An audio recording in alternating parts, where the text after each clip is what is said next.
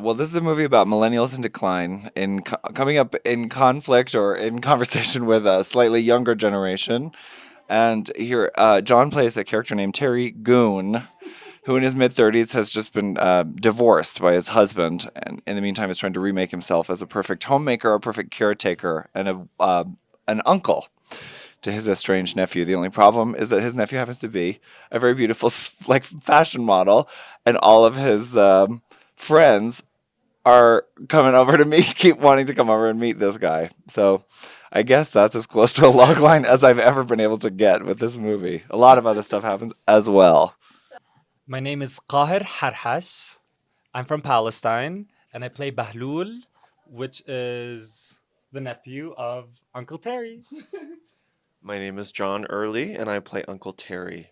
Terry Goon. Terry Goon, Uncle Terry. Terry Goon. My name is John Roberts, and I play Leo. Yeah, Terry's husband, ex-husband. Well, I do think that my little pet theory is that the developmental period, like the youth phase of people my age, begins sort of with 9/11 and ends with COVID. And during that period, you could plausibly consider yourself a young person, even though you're pushing it. You know, when COVID happened, when COVID actually, when everybody sort of came back out, emerged after COVID, it was very clear that that was no longer the case. That you have been supplanted by a fresh crop of young adults, and like the feeling of just vertigo that you get from that is like actually very instructive and productive. And I think that is because it's marked as being the moment when I felt that happening.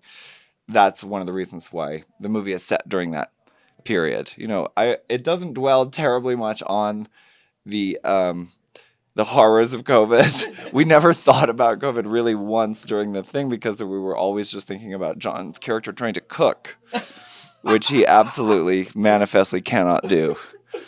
So anyway, that's basically the spiritual origins of the project.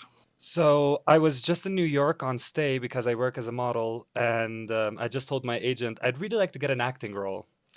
A couple of weeks later, I checked my DM, and it's our amazing casting director, Salome, and she had sent a message saying that she'd like me to audition for the lead character in Neon's upcoming movie. I thought it was a scam. But And then afterwards, we responded, and it seemed like they were pretty keen on like having me audition for the role. she sent us an email saying he's like an angel fallen from heaven. It was like very perfect for the part. It was And it's true, when we saw your audition footage, we were like stunned. So angelic, so real. and even more auspiciously, your visa exactly coincided with our shooting dates. yes. So we had no choice. We had no choice. Yes. Also, some like Hollywood insider tea. Oh, Tea's like gossip. yeah. Oh, okay. Is the writer of May December, Sammy Birch. Oh my God, are we allowed to talk about this? I think we can. Okay. But she's one of the first people who, when I was like, we need a model, we need like a supermodel, she like found you on Instagram too. So we did know of the existence of Kahir, but we just could never in our wildest dreams have imagined that he would be in the United States and available. Exactly. I didn't know that, really. Like, May, December? Yeah, she. Yeah. How did I get on the project? Yeah. I got an email from my lawyer. Oh, great story. It's a great story. Great Josh. story. So Josh sends me an email. Yeah. And, and about Josh. John Early and Theta, they were so kind and supportive. Auditions are really hard. So when I read with Theta over a Zoom audition, which I loved, Yeah. and she had me read it a couple times and really felt totally relaxed. And yeah, I feel like I had a good audition, and I was just so happy that they thought of me.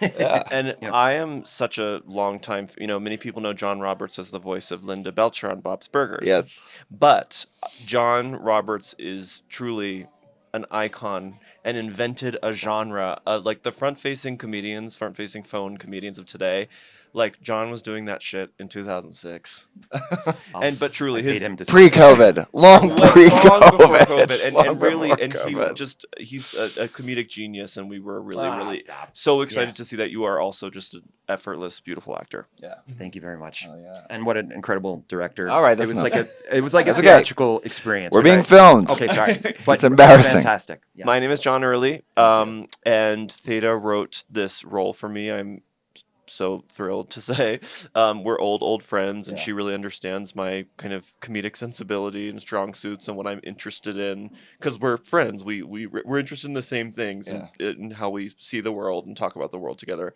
And so I received like a 15-page outline on my birthday in my email, which had like a kind of long monologue, kind of these three characters, right? Like kind Yeah. of with each with long monologues, Yeah. kind of that was the original form of the script. But and then she kept drafting it during COVID, and then we took a script when she felt it was ready straight to Neon, and they just totally understood that this was like a kind of lost sensibility, this kind of New Yorky, like dialogue heavy, really, really intelligent script. I think they knew they had something special, and we thank them.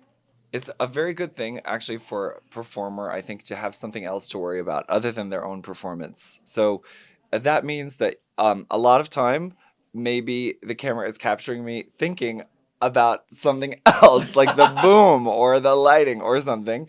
And that's okay because the camera just takes the absolute value of whatever it's seeing. All it sees is somebody caring about something or worried about something. And the fact that I had a lot of things to think about very much helped the performance because I'm not a working actor, and it was a real boon. I don't know. It's nice to not dwell too long on these things. Yeah, it's your performance is effortless. Frankly, not enough has been talked about, I think, so far. I know you won't. Well, our Indulge in this, producer but- our producer said during the editing that he didn't realize while we were on set that I was even giving a performance. It was that naturalistic. Anyway. I really hope that people look at this and think like, there's an issue here and there's something going on and we need to improve. We need to, reach out to people on the outside and break stereotypes. It's super important, Yeah. I think there are a lot of, it's a very, very funny movie. I think there are hysterically funny scenes, and there's like, I do, pratfalls. I slip on raw chicken in this movie, Spoiler. But there are also some very, very big ideas, and it's a very mysterious movie, and it's so packed with symbols and I don't know, it's just so rich, and so I hope people get more than just the comedy and are willing to engage with the deeper, darker ideas in the movie.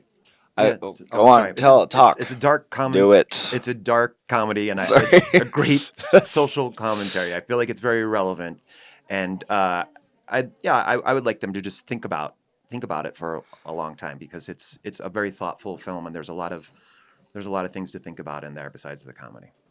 I think that's all very well said. I would just say I would hope that these characters who you might not want to spend time with socially in your life, that if you can just plug in with them for about an hour and a half, and keep the oil and water together in a little vinaigrette for about an hour and a half, I think that it's a worthwhile exposure to a very strange, but actually fairly ubiquitous type of personal pathology.